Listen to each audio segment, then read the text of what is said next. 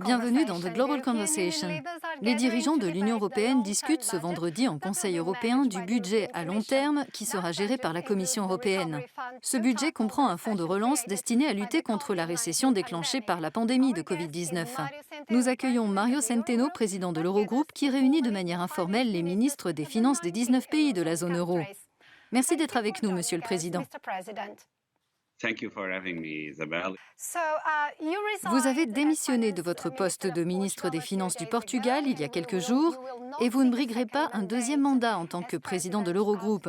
Votre successeur sera désigné début juillet. Pourquoi ne pas vouloir continuer à vous impliquer dans le combat contre cette crise créée par la pandémie ?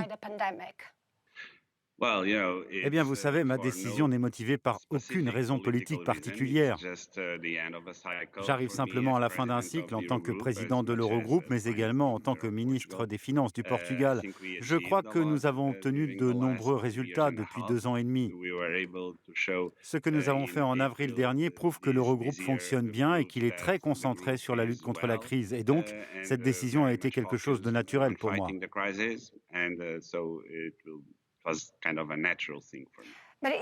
Mais votre décision a-t-elle aussi un rapport avec le fait que la réforme de la zone euro avance peu, que l'Eurogroupe n'a pas assez de pouvoir pour obtenir des résultats plus concrets ? Nous avons eu de nombreux résultats au sujet de la Grèce et de la réforme du mécanisme européen de stabilité. Nous avons aussi approuvé en octobre dernier l'embryon de budget de la zone euro, qui est aujourd'hui la base de la facilité pour la reprise et la résilience proposée par la Commission européenne. Je pense que nous avons effectivement prouvé que l'Eurogroupe est très important pour l'Europe et je suis très content et satisfait des résultats que nous avons obtenus. L'Eurogroupe a approuvé 3 instruments de prêt d'un montant de 540 milliards d'euros pour faire face aux répercussions de la pandémie. Mais cela n'a pas suscité beaucoup d'enthousiasme. Y a-t-il des États membres qui recourent déjà à ces instruments ? Concernant les entreprises, il est prévu un filet de sécurité avec la participation de la Banque européenne d'investissement. Cet outil est quasiment mis en place et je suis certain que les 200 milliards d'euros de garanties accordées par la BEI pour leurs prêts seront totalement utilisés.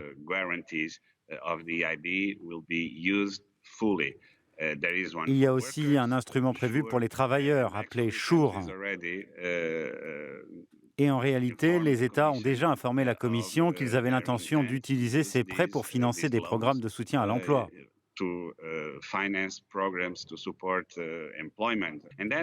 Enfin, le troisième instrument, c'est le mécanisme européen de stabilité. Là encore, il s'agit d'un filet de sécurité pour les dettes souveraines. Ce qu'il faut voir à ce stade, c'est que les marchés réagissent très bien à toutes les décisions prises par les États membres et l'Union européenne. Il y a de très nombreuses liquidités et aucune difficulté dans l'accès au marché.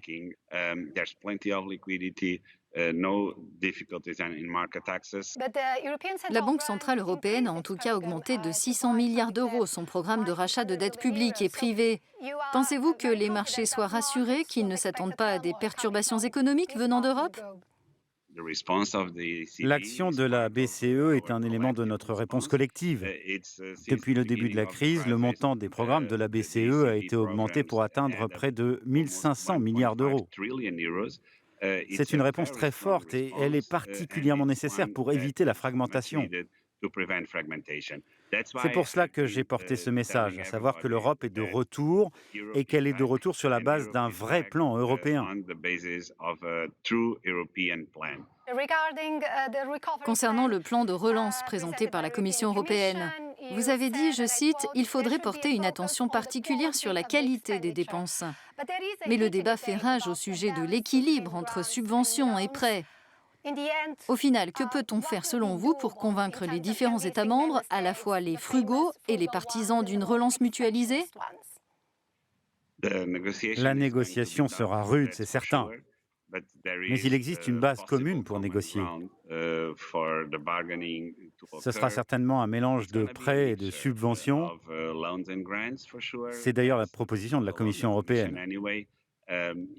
Mais nous devons aussi nous concentrer sur deux choses. Premièrement, il y a des conditions.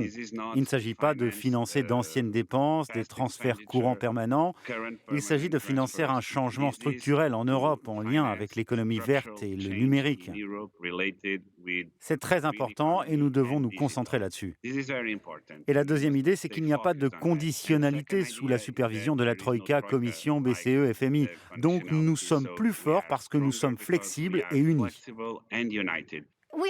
Nous n'en sommes qu'au début, alors comment s'assurer que les pays respecteront ces conditions dans leur politique nationale dans 1 ou 2 ans, quand le contexte politique aura éventuellement changé?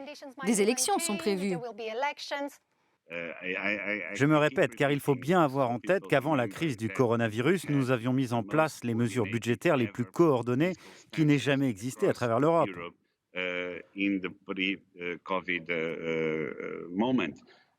Donc des engagements avaient été pris et ils ont été respectés.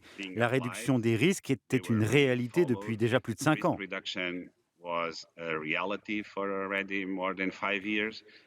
La coordination de ces plans de relance est l'affaire de la Commission européenne, mais je suis très confiant dans le fait que l'Eurogroupe continuera aussi de jouer un rôle très important dans la coordination des politiques économiques dans la zone euro.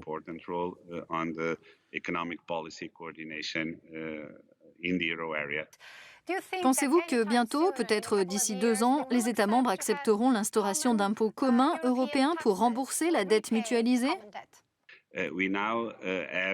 Aujourd'hui, il y a l'opportunité historique que la Commission européenne émette de manière temporaire de la dette commune qui sera, bien entendu, remboursée totalement avec une maturité longue qui doit être définie. Ce peut être 20 ou 30 ans.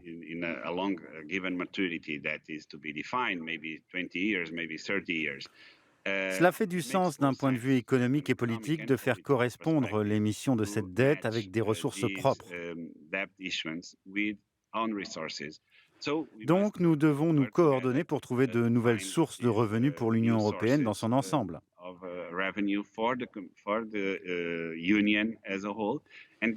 Et il existe une idée très intéressante qui consiste à lier ces ressources précisément avec les piliers de la stratégie de relance, à savoir la numérisation et la promotion d'une économie verte.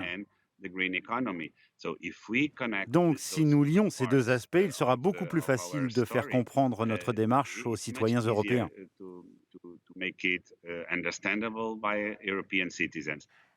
Merci beaucoup, Mario Centeno, président de l'Eurogroupe.